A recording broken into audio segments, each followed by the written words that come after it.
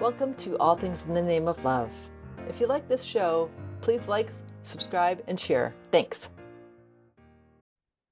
Welcome to another episode of All Things in the Name of Love. Today I have with me beautiful Lori Pappas. I said that right? Pappas. Pappas, excuse me. Okay. Who is, among other things, the author of The Magic of Yes, which is a transformational guide that empowers women to embrace their potential and pursue their dreams with confidence. You're also, I can already feel that you've been doing this journey for a very, very long time. Mhm. And the fact that you're imparting your wisdom is such a gift. And I want to just pause and honor that. And thank you very much. Oh, it's such a pleasure. You Thank you. know, it really is. It's such a gift to me to be in my life's purpose. I understand that. Yeah. So I'm going to ask you, tell me about your journey. Like, how did you come upon this and all that beautiful space of learning who you really are? Well, there's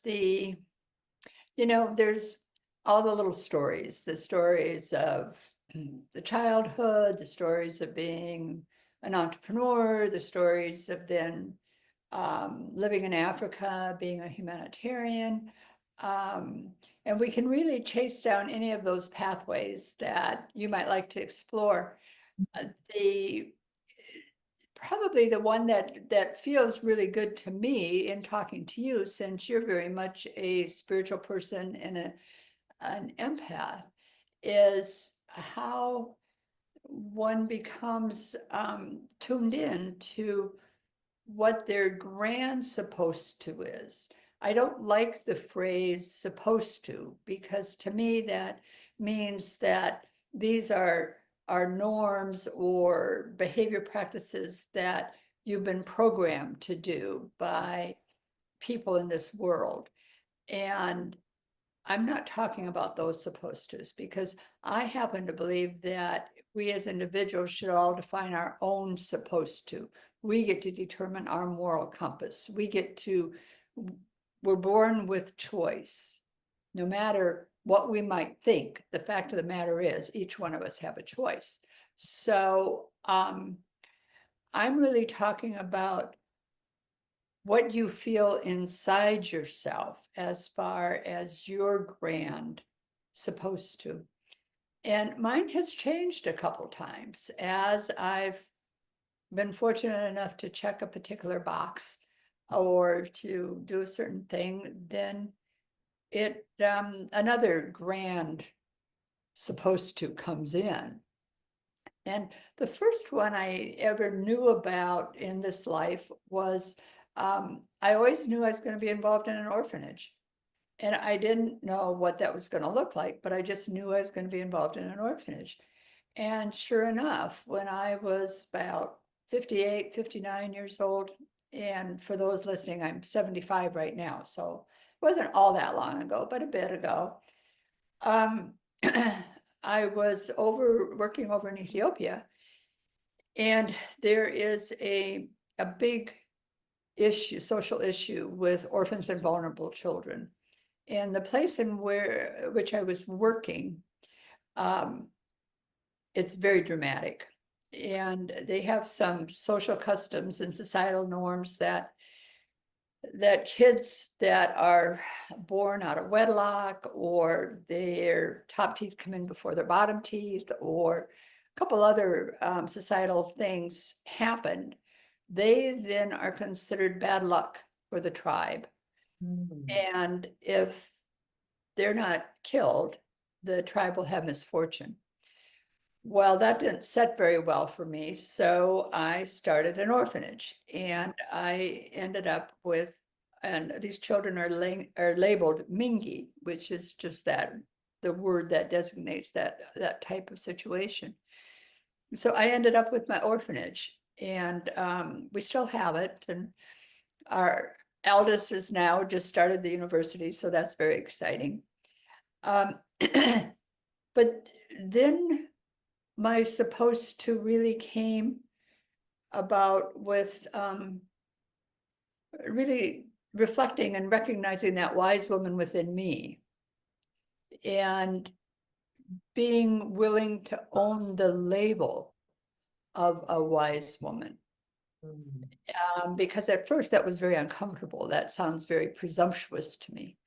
But I realize that that's true, that I'm one of many wise women that walk the earth today. And I'm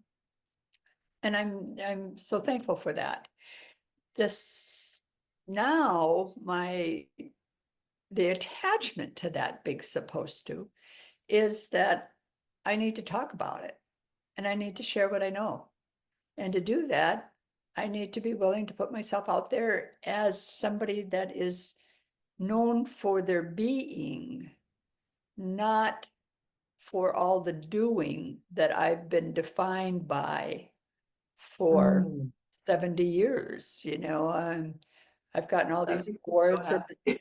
acclamation from the doing, and it's not about the doing, it's about the being. So that's a long answer to your short question. You've hit so many points that I just absolutely love. The first and foremost that you just said is the beingness, because I perceive that I have many different passions, hobbies, whatever you want to call them, but not one defines me. Mhm, There are callings that, like, so I baked since I was 4. mhm, I'm not a professional baker. I don't want to be. But that's a gift that I have that comes through me. I also have a PhD in history. That's not who I am. mhm. It's a path that I've taken, and I don't even really use it anymore. So, but it doesn't define who I am. And I love that the beingness of what we are is it's just shedding all those illusions of the titles and the things and the perceptions of what society wants us to be, into the essence of what we truly are. And I just love that. Well, it's really it's one thing to discover your essence and embrace it, that being part. The that to me was a fun journey and wasn't difficult. Mainly because I'm an overachiever. So of course I'm going to discover that because that's a goal you have. So there you go. But I know, for example, when I came out with my book and I started talking about it, or when I started writing my newsletter that provides glimpses into the paths of other extraordinary, ordinary women, I really felt more nervous than I had ever felt with all my doing stuff. And I think it's because it really is that inside out manifestation.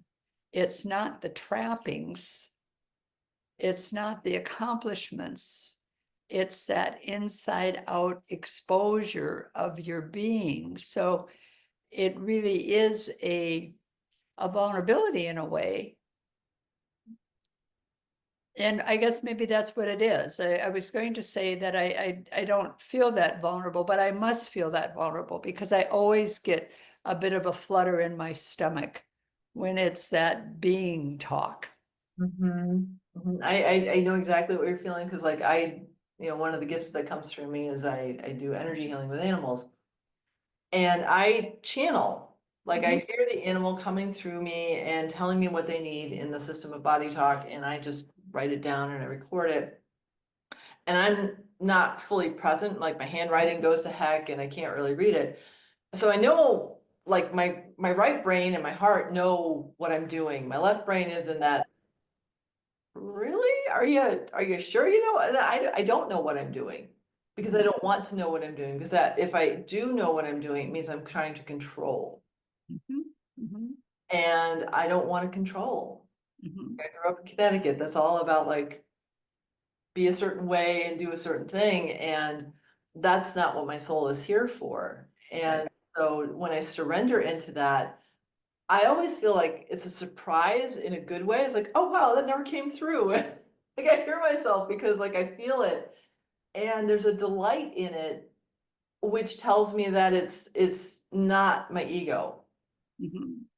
The ego is the questioning part, the delight is the soul. Right, because for that split second, there's a relief that, oh yeah, this really did happen. I mean, it really is really valid because we are human and we are looking for that validation. So when that does manifest itself, it's like, oh yes, there it is. Yay. So it's good. Yeah, I love it. And I love that you speak to the supposing to and I grew up on the East Coast, both parents were teachers. It was just I was supposed to go to school. That wasn't it was never even an option that I was going to get less than a master's degree. Mhm. It was just it was an unspoken truth that I just knew I was going to do, and so I did it. And then I got the PhD, and then I was like, okay, now what? Mhm. And so I did, and the turning point for me was, so I finished school, and my grandmother's still alive at the time, and I see her after I get this degree, and I said, Grandma, you're not gonna believe it. At 10, I knew I knew I was gonna be a doctor because Grandpa didn't get to be the doctor he wanted to be, so that was part of like my also I'm supposed to be the family doctor, but I couldn't cut anyone open. And so I finally got the PhD, and she's like, okay, where are my grandchildren?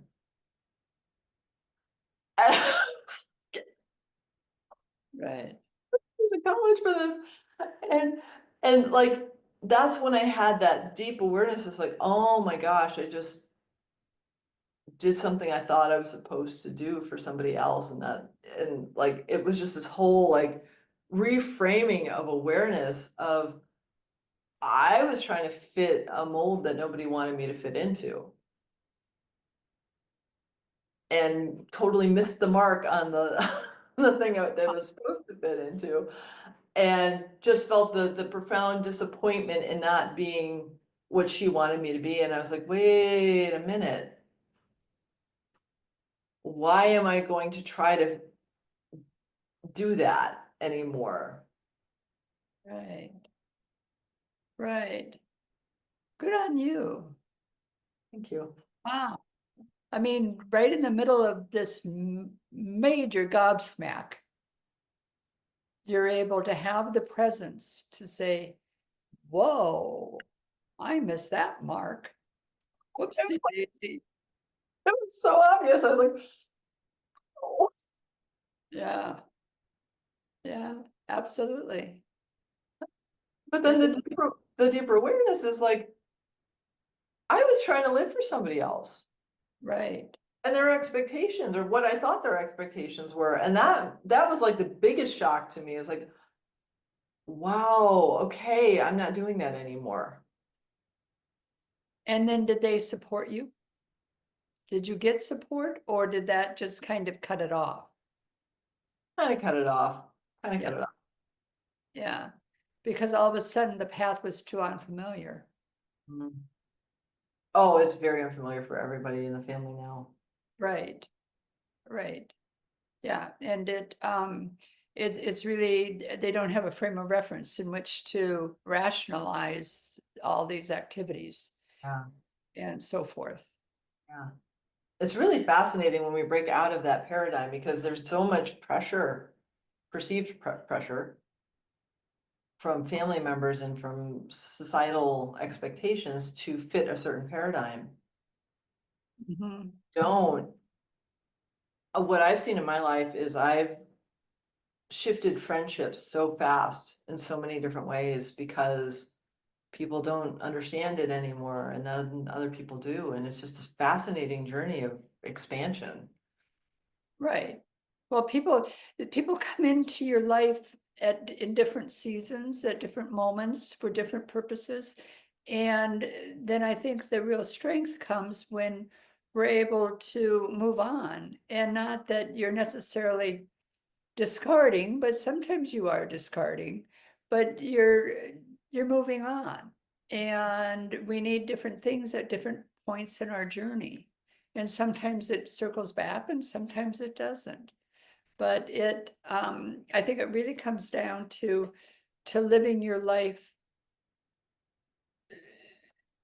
the way that either you have charted your course, or you've charted your course until you understand what your grand supposed to is. And those things shift and things change. And the real, I think that the real power comes when we're able to see that our world has turned and it's time to pivot.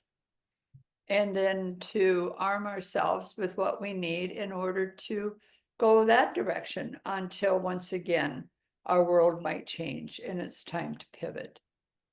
So I think it's very exciting to live a zigzag life. Well, I know that like the journey I'm currently on right now is nothing I would have ever imagined. And yet I'm so filled with so much delight and presence that I couldn't have experienced any other way. Mhm. And so like my soul is like, yes, she's finally getting it. She's finally slowing down. She's finally being present.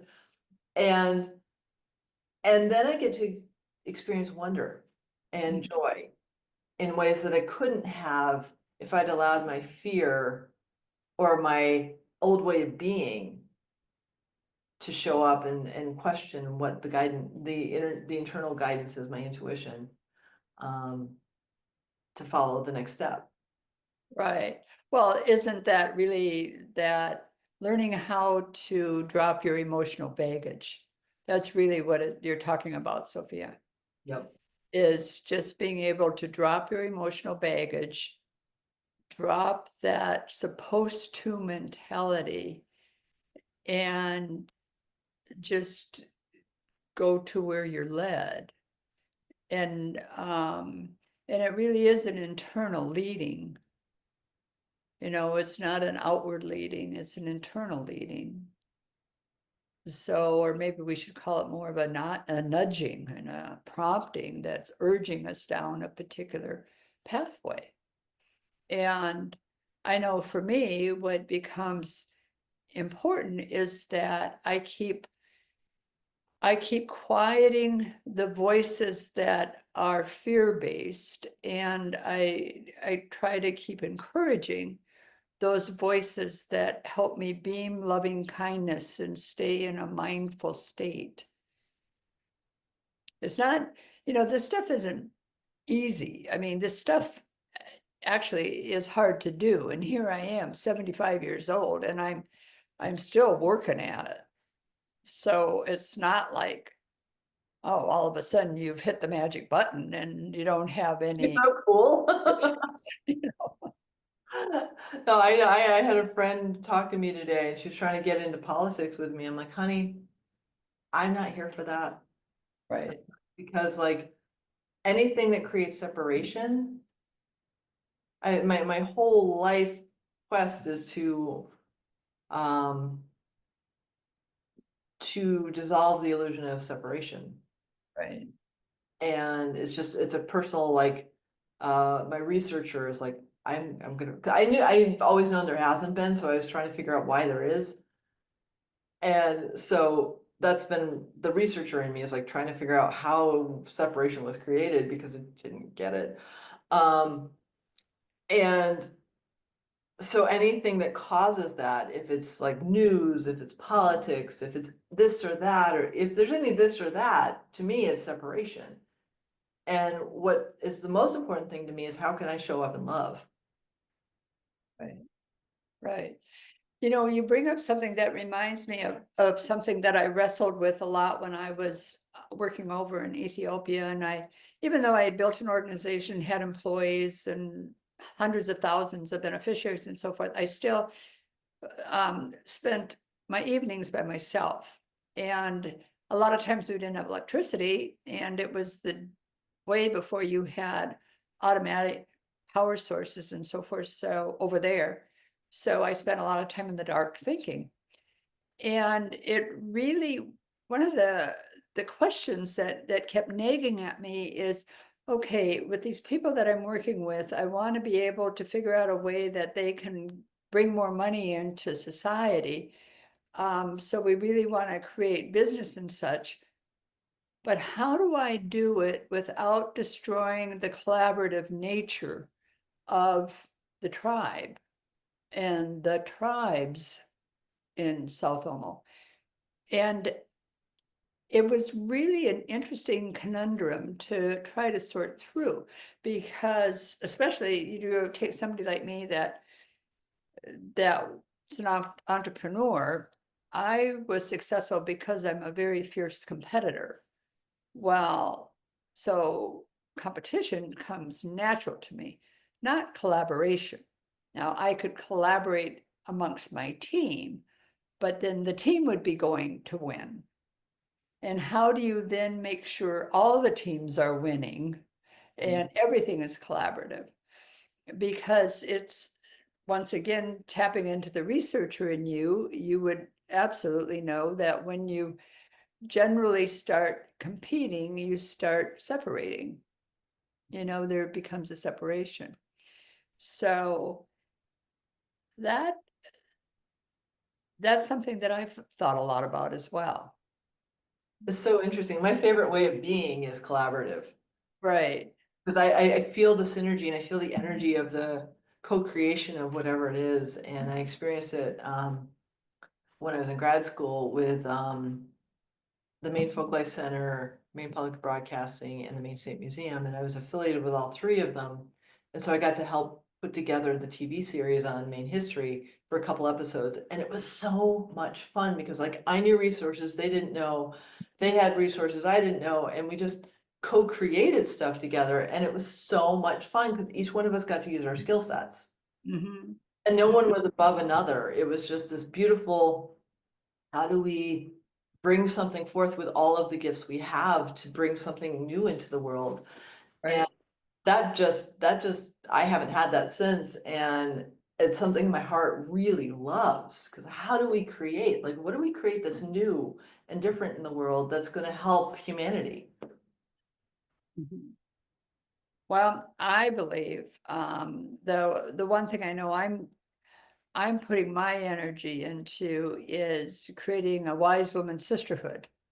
Something where we can connect with each other, we can collaborate with each other, and we can celebrate.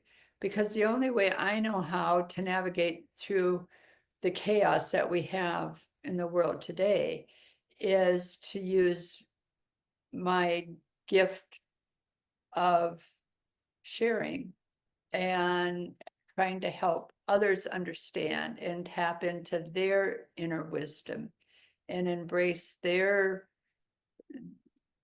wisdom, really, because we all have it. We just need to be able to clear out the clutter so we can find it and then nurture it. It's a process. Yeah. But it's also fun. Like, so I used to perceive that I had anxiety most of my life Mhm, because I wasn't paying attention to my feelings. mhm, Well, I've done a lot of somatic work on myself for the past 4 years, and I finally gotten past the anxiety to get down to what the feeling really is. And the feeling is profound sadness. mhm. I have no idea what it's stemming from, and I don't need to.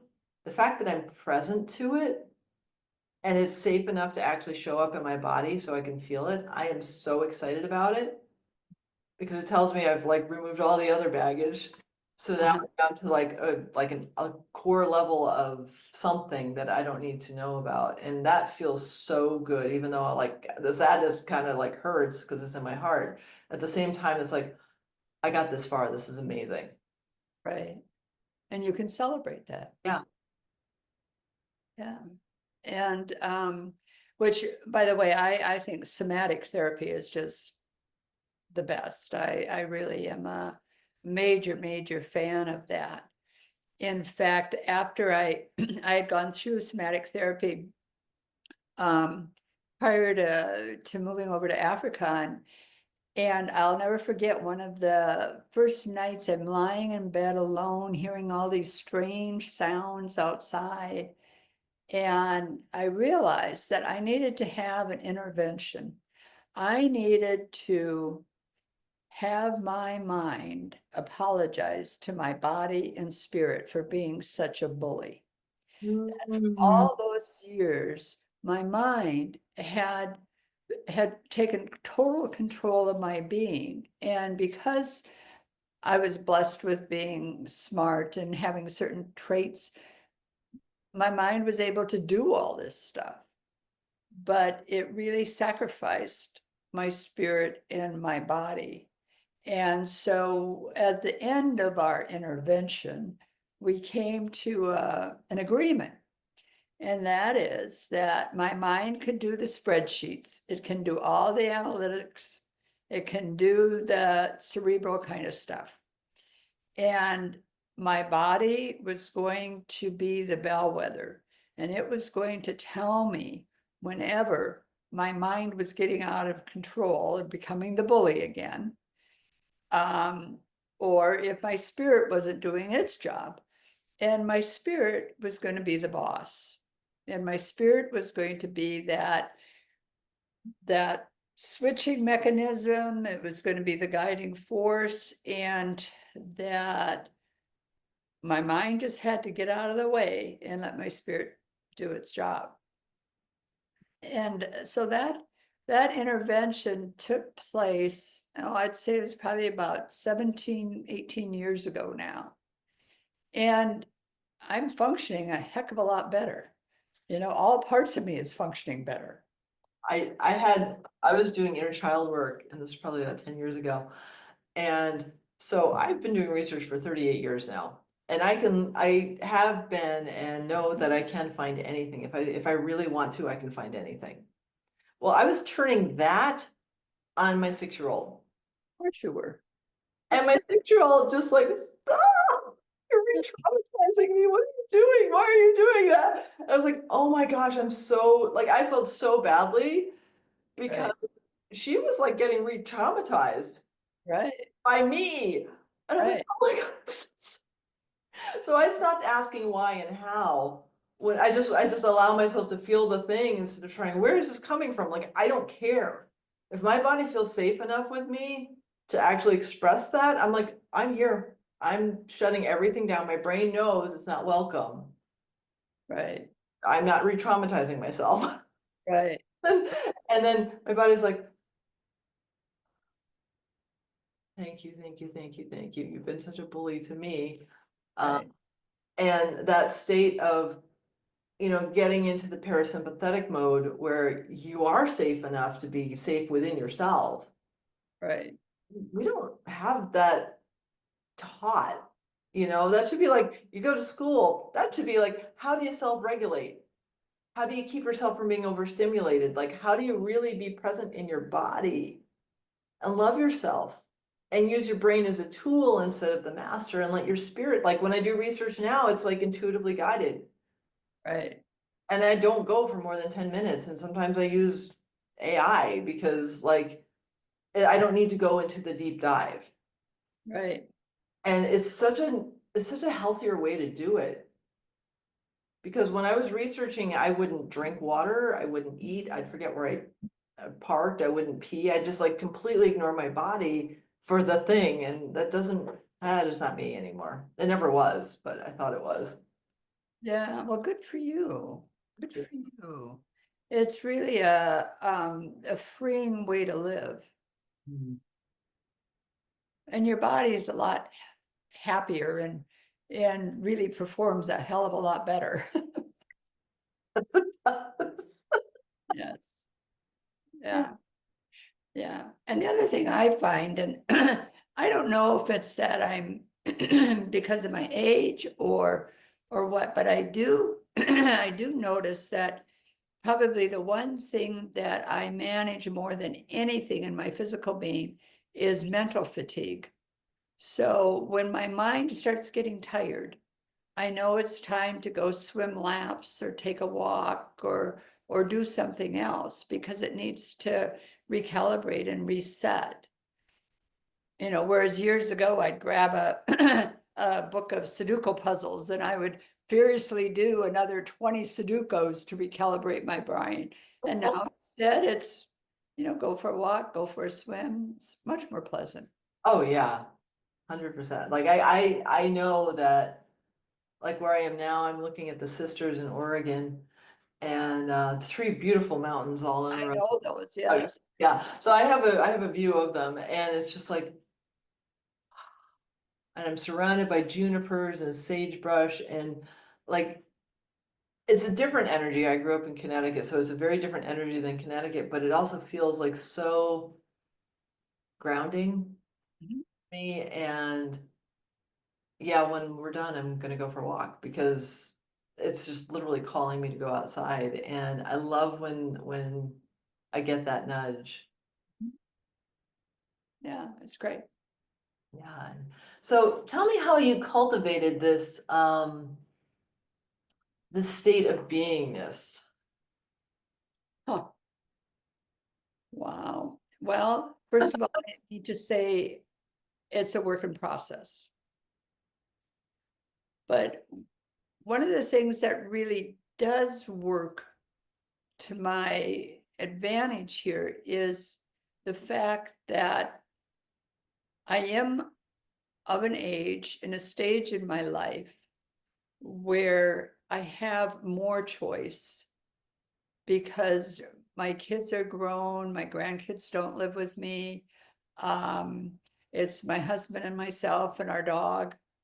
I have I have more opportunity for choice. And I happen to be married to a great guy after two failed attempts. So all that part has, you know, has really smoothed out. And so I'm in a much more congruent position. And I think that's probably the avenue I want to talk about is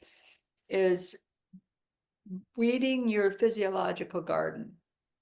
So by that I mean, if what you want is to be in a state of being or in a state of peace, then that's what you need to surround yourself with. You need to be able to act. I think you really have to be able to access nature. I think nature is just absolutely critical when it comes to finding peace. And if you live in the middle of a city, go to a park and find a rock. I mean, just holding rocks and holding stones in your hand when you're falling asleep really helps. I did that for years over in Ethiopia. I slept with my rocks in my hands or I and love um and it really is, it's a scientific fact that the the real a real fail-safe cure for depression is to hold some rocks, to walk in nature, and to help someone else. And that will help lift your depression. I So I love really, really like, you know, I'm big on rocks. you know, I'm looking at some now. I have found if you slow down enough, you can feel their energies. Uh-huh, absolutely. And boulders are the ones that usually talk to me, and I'll just feel this energy like pull me over. I'm like, okay, who's pulling me over? And I'll see this boulder that just appeared out of nowhere, and I'll sit with it, and I'll just like, I don't talk to it per se, but I just like share the energy, and it feels so yummy. Right. And you know what? Even if you have a small stone, you can feel the energy in a stone. Mm. Something about that earth having been pressed together like that. So I really think when we get back to the subject of weeding a physiological garden, so your environment really matters. It really does. And so even if you're not fortunate enough to be looking out your window at these beautiful mountain range, or for me, I happen to look into a woods and often see wild turkeys and deer and so on and so forth. Um, have a rock. And you can do that even on your desk, or a lot of times I'll have a rock in my pocket and I can just feel the smoothness of that rock. Another one is if what you really want is to find inner peace. Don't watch violence. I mean, don't watch movies that are violent, and don't read violent books, and don't surround yourself with things that attack peace. You know, you want to be in the lane of a peaceful place, and sometimes we're not able to control that all the time, once again, by circumstances of where we live. But we can start making choices that lead us on a more peaceful path. And it's just like, if I want to be, and I truly do want to be a source of peace, love, and harmony, I want to be around people that emit peace and love and harmony. And it's not a matter of shutting everybody out, but it is protecting yourself. You know, you really want to have a protective bubble around you. As you become more and more tuned into energy, that means that you're able to receive a lot of negative energy as well as positive. I mean, it doesn't filter itself out, as you know. No, it does not. No. So it's really important that when you are in an area where that's got negative energy, that if you can't leave it, you need to ask for protection from it. And if you ask, and whoever that higher being is, whether it be God or Muhammad or Mother Earth or the rock in your hand or whatever, it'll come if you're willing to receive it. But you got to have your receptors out, you know. So it really is this whole alignment, congruent pact that you're living. I feel that, so, you know, I took, when the Paris bombings happened, it hit me to my core, and I declared to the universe, after a meditation I heard for healing, that I was taking a vow of peace. And so I eliminated the movies, the music, and the literature. And I didn't have anything to read or watch for like 6 months because like, and that was just the external stuff, right? That was the easy stuff relative to going within and finding the not peaceful parts of myself. Mhm. And it was this beautiful opportunity to just like see all the places where I had violence within me. And not from a place of judgment, just from like the conditioning and the societal norms. Mhm. And so now if I see any violence, like I'm like this because I can't take it in. It's not because I'm unaware of the fact that violence, you know, violence exists. Right, I don't have to take it in. right, exactly. It's your choice.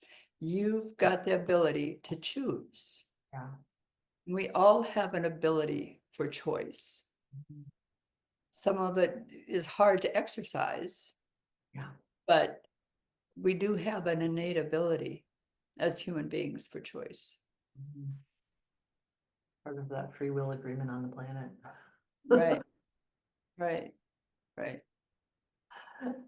It's just, it's so interesting to like, and what I've seen is since I've taken that vow, as I allow more to come in, how much more sensitive I am. And like an example is yesterday I was out for 10 hours socializing, which does not happen. Today I was intending to go to an event because I'm networking, and my body said, you know, you were out for 10 hours yesterday. You haven't socialized that much in like, I don't know, like 10 years. So, so if you want to like recalibrate and just be present and allow yourself to be in that space of readjusting, and then you can socialize on another day. And I was like, that feels really good because I don't want to overstimulate myself. And I noticed the more I'm quiet, the more easily I get overstimulated. Right, right. And that's something that really needs to get monitored. And I know that's what I feel. And I think I describe that as more mental fatigue. And it's kind of like an emotional fatigue, is that I really know when I need to go for a walk, go for a swim, gotta gotta just drop out a little bit. And it's really important to do that. And the other thing is that even if you're being stimulated by really wonderful things, you need time to process that stimulation. And that's a real key to recognizing that wise woman within, is having that time to reflect, to be able to absorb and process and distribute that stimulation. So well said, because you know, we're so used to going on to the next thing, right? And that pause, that intentional pause of integrating Mhm. is so important. And I remember a couple months ago, I saw my former partner, and we were talking about quantum physics, because I geek out about quantum physics. I don't know why, but I'm an Aquarian, so there we go. And and I love that I can feel it. So I'm feeling how quantum physics works, because that's how the animals come into my field. And he's here. And I said, but are you here? Are you in your heart when you're saying this to me? And I could tell he wasn't. And he wasn't even understanding that you can actually embody that information, because it's just consciousness. It's just, I like the language of quantum physics because it makes my left brain happy, even though my right brain and my heart already know it. And I could see this like disconnect, and it's because there's no pause to integrate it and to really feel it in your beingness, the knowingness of whatever it is that called you to receive it in the first place. Right. Yeah, it's absolutely critical. You can, I look at it as three major ingredients to try to be able to access that internal wisdom. And one of them is seeking knowledge. Well, when you're curious, that's really easy. I mean, that to me, that's a real easy gimme. The next one is really to be open-minded. And I've struggled with that a bit, because I don't like listening to people that are strident in their belief system that I feel is out of whack. And for a while I thought, well, maybe does that mean I'm having trouble with being open-minded? And then my wonderful husband and granddaughter helped me understand the fact that no, I had already considered those things, but it wasn't in alignment with my moral compass. And I don't have to keep reevaluating information that are based on a whole different set of moral code than what I carry. That my moral code is that's my home base. And if I have an opinion on something and I receive conflicting information, I'm really fast to change over to that direction if that information looks valid. My ego's not tied into whatever I believe in. It's what I know to be true at that moment in time. And that what I know to be true in that moment of time can change because you're getting more information, especially nowadays. And then the third area of really accessing that wisdom is reflection, self-reflection. And that is so key. You have to reflect, need to allow that information to integrate. It's just key. Agree. I agree. And that's, I have learned to, especially the past 5 months, I have been by myself most of the time, me and animals, which is perfect for me. And that gift of quiet Mhm. is so, like, my soul revels in it. It's like, so when am I going to be quiet today? When am I going to be quiet today? Because like, it's just that like, ah, nothing. And that just, it's not negotiable. Mhm.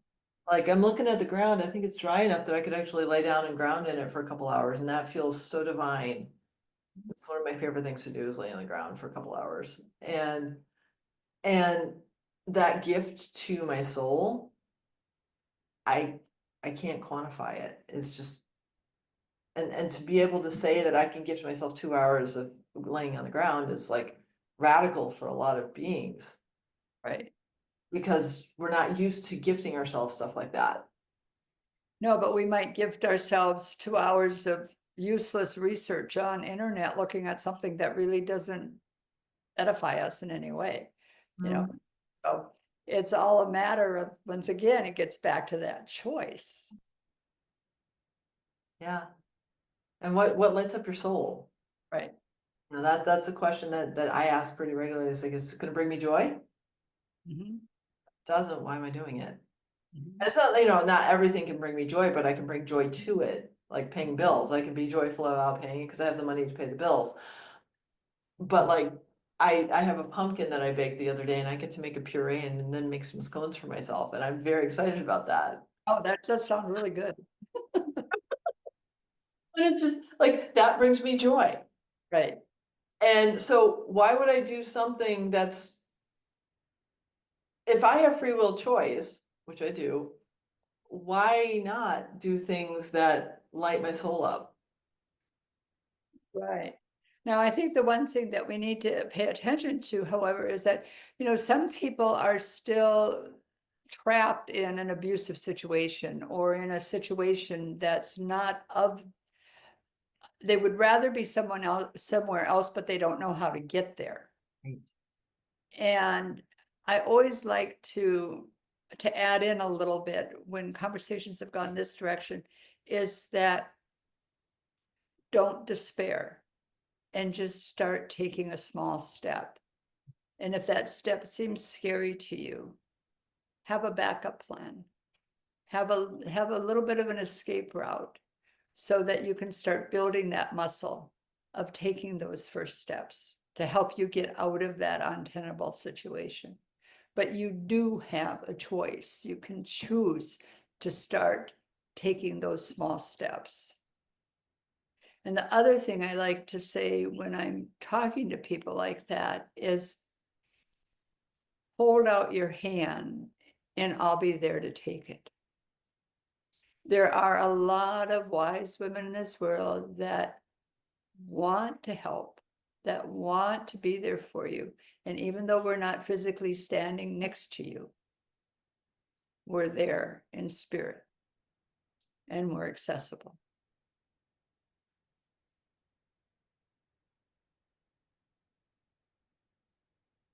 Thank you for that.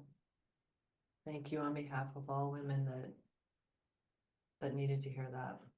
I just felt a need to share that because we can sit here and we're both at a point in our life where we've crossed the chasm and we're living in a peaceful environment.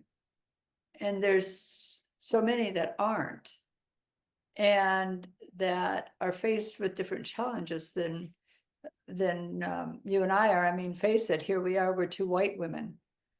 And that gives us a whole different ticket to play than a lot of our other sisters have. So I want to acknowledge the fact that I know that I am privileged because of certain cards that I was dealt at birth, but I also had to learn to play other cards as well.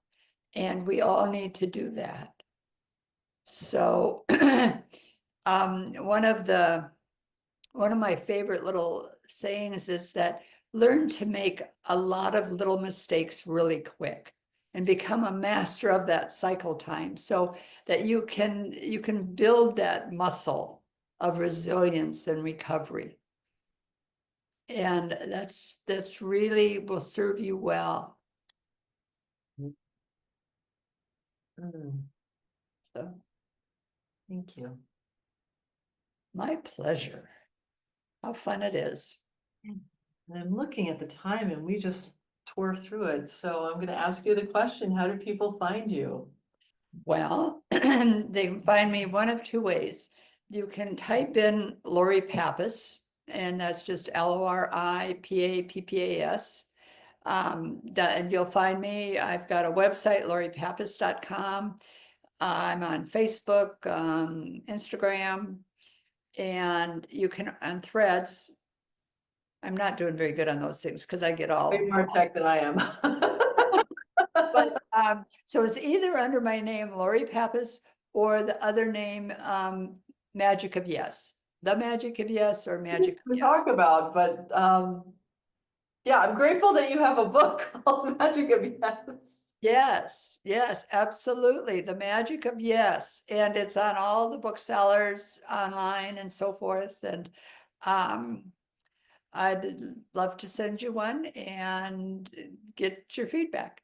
Awesome. Thank you so much, Lori. I am so grateful for your beingness and your time and all of the wisdom you've imparted today. I'm so grateful that you're on the world with me at this time in consciousness. That's great. It is. It's wonderful. Thank you. Awesome.